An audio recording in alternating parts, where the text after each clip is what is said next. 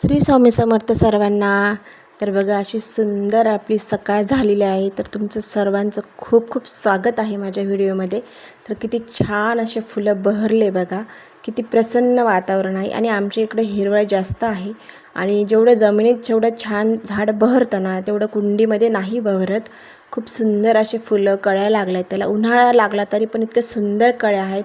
हे स्वस्तिकचं तर आहेच चांदीपाटाचं, आणि पण दुसरं याला जास्वंदाला सुद्धा खूप सुंदर अशा कळ्या लागलेल्या आहेत। आणि बघा किती छान असं घरटं वगैरे आहे चिमण्यांचं, हिरवगार असं वाटतंय। छान पाणी वगैरे घातलं आहे झाडांना, हे बाल्कनीतूनच घेतलं, बाहेरून घेतलेलंच नाही आहे। खूप छान अशी कळी आलेली आहे त्याला, खूप छान। सकाळीसुद्धा फुलं तोडलेली आहेत आणि इथं तुळशीचं वृंदावन असल्यामुळे ते बघा, मी तुळशीचं जेव्हा लग्न लावलं होतं तेव्हा असं राधा दामोदर वगैरे लिहिलेलं होतं, खूप अजून जसंच तसंच आहे ते। किती सुंदर बघा, भरपूर वरती गेलं आहे झाड, हात पुरत नाही आहे। आणि हे बघा, हे छोटे छोटे अशा कुंड्या आहेत जे हँगिंग बास्केट आपण म्हणतो। तर हे बघा किती धूळ झाली आहे याच्यामध्ये, भरपूर अशी धूळ, इतकं उंच असून सुद्धा वरती धूळ कशी काय पोचते काय माहिती। म्हटलं चला आपण त्याच्यावर पाणी वगैरे मारून घेऊया आणि स्वच्छ करून घ्यावं। किती सुंदर, लगेच कलर कसं हिरवगार बहरलं आहे। आणि जिथं हिरवळ आहे ना तिथं मनालासुद्धा शांतता आणि समाधान मिळतं, खूप छान वाटतं।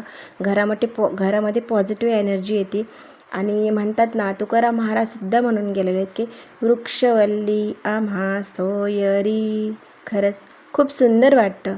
तुकाराम महाराजसुद्धा जेव्हा भंडारे मारावर बसत होते तेव्हा ते सुद्धा वृक्षवेल्लीशी बोलत होते। खरंच झाडं बोलतात, आपल्याला महसूस करतात, आणि खरंच झाडं आहेत म्हणून आपण आहे, ते आपल्याला ऑक्सिजन देतात म्हणून आपण जिवंत आहेत।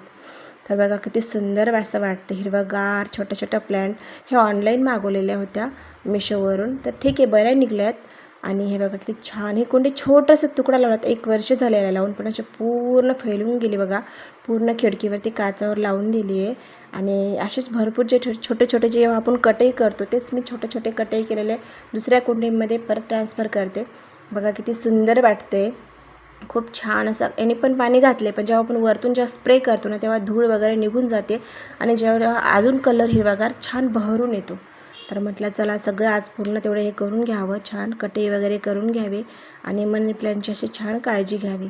तर तुम्हाला आवडतात का झाडं? सगळेजण खरंच सांगा। आणि जर तुम्हाला हे व्हिडिओ बघायला आवडत असतील तर खरंच मनापासून म्हणते, लाईक, शेअर आणि सबस्क्राईब करायला विसरू नका। इकडं आमची भयाची तयारी चालू आहे, ते कपाट आवरायची। म्हटलं तू असंच बसेपर्यंत साफसफाई करून घे। हा बघा, हा उंबरवटा बनवून घेतला आहे आम्ही सध्या, आणि जसं बनवून घेतला आहे तेव्हापासून रोज हळदीचं लेपन आणि पूजा रोज चालू आहे।